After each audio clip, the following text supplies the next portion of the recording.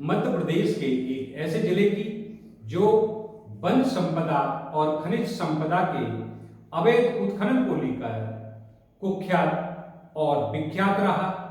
ये मामला 3 दशक का रहा और साथ ही हम आपको दिखाएंगे कि नए वन मंडलाधिकारी ने हमारे साथ चर्चा के दौरान क्या कहा। निश्चित ही मध्य प्रदेश का शिवपुरी जिला वन संपदा खनिज संपदा के मामले में शुरू से ही समृद्ध रहा है। यहाँ लाल सफेद पत्थर रेत की खदानें हैं, तो वहीं खैर सागवान के और औषधीय जंगल घने हैं। निश्चित ही यह संपदा बेरोजगारी का दर्द झेलते युवाओं के लिए, आम लोगों के लिए एक संजीवनी साबित हो सकती थी, मगर सियासी हनक और समय समय पर पनपते माफिया राज ने, माफियाओं ने ऐसा होने नहीं दिया। जब इन्हीं से जुड़े कुछ मसलों को लेकर हमने नए वन मंडलाधिकारी सुधांशु यादव से बात की, तो उन्होंने हमारे साथ चर्चा के दौरान क्या कहा, आइए हम आपको दिखाते हैं। डीएफओ साहब, ये शिवपुरी जिले का अवैध उत्खनन, अतिक्रमण और खनिज वन संपदा के नुकसान को लेकर एक चोली दामन का साथ रहा है। आप नए हैं, ऊर्जावान हैं, तो क्या करना और कहना चाहेंगे? देखिए, आजकल समस्याएं हर जगह पे हैं, केवल शिवपुरी में नहीं, हर जगह पे कुछ ना कुछ, कहीं छोटी हो सकती हैं, कहीं बड़ी हो सकती हैं जी। तो जो भी समस्याएं हैं यहाँ की, उनको पूरे ढंग से एनालिसिस करके क्या क्या उसके कारण हैं, सारे स्टेक होल्डर्स को ऑन बोर्ड लेके उस पर जो भी नियंत्रण की दृष्टि से कार्रवाइयाँ की जानी है वो समुचित ढंग से कार्रवाइयाँ की जाएंगी। जी जी। यहाँ जो लगभग कई वर्षों से एक चैलेंज रहा है और कभी सियासी रूप भी लिया है, प्रशासनिक दबाव भी रहा है, खासकर वही अवैध उत्खनन और अतिक्रमण को लेके, तो उसके खिलाफ अभी आप क्या करने वाले हैं? क्या समझा है आपने कि क्या होना चाहिए? देखिए, जैसा कि मैंने पहले भी बताया कि सारे स्टेक होल्डर्स जो हैं इसमें, उनसे चर्चा करके और पूरी एनालिसिस करके, जो भी लोगों को कन्विंस करके और जहां कार्रवाइयों की आवश्यकता है वहां कार्रवाइयां करके इस पर नियंत्रण करेंगे। अभी की स्थिति को देख के आपको नहीं लगता कि इस जिले के लिए एक बड़ा चैलेंज है?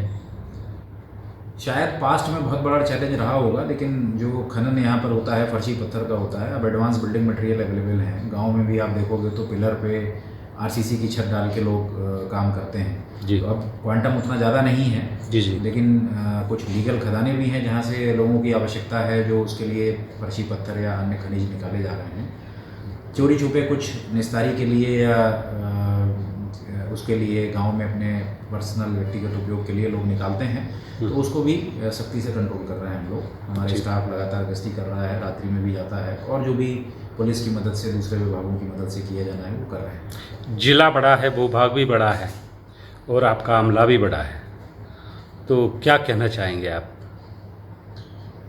जिला बड़ा है हमारे पास, उसके लिए अच्छे उपयुक्त अधिकारी हैं, कर्मचारी हैं, तो उनकी मदद से सारी चीज़ें अच्छे से करेंगे। जी।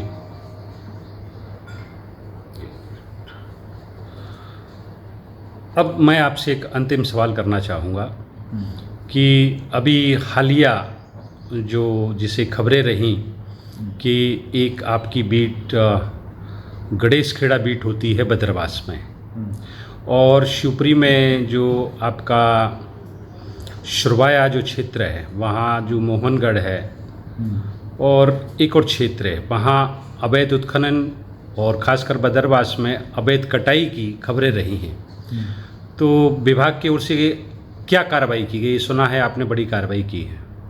जैसा आप बता रहे हैं खुद ही, जो कार्रवाई की है वो आपकी नॉलेज में है, आपकी जानकारी में है जी। और हम पूरी सख्ती से जो भी गलत चीज़ें हो रही हैं उनको रोकने का पूरा प्रयास करेंगे। जी। नहीं, कार्रवाई में ये है कि छोटे स्तर पर, केवल बीटगार स्तर पर जितना बड़ा कटाई का कार्य हुआ उसको केवल एक बीट गार्ड पर सिर्फ कार्रवाई हुई है, तो क्या और बड़े स्तर पर भी आपकी कार्रवाई होने वाली है?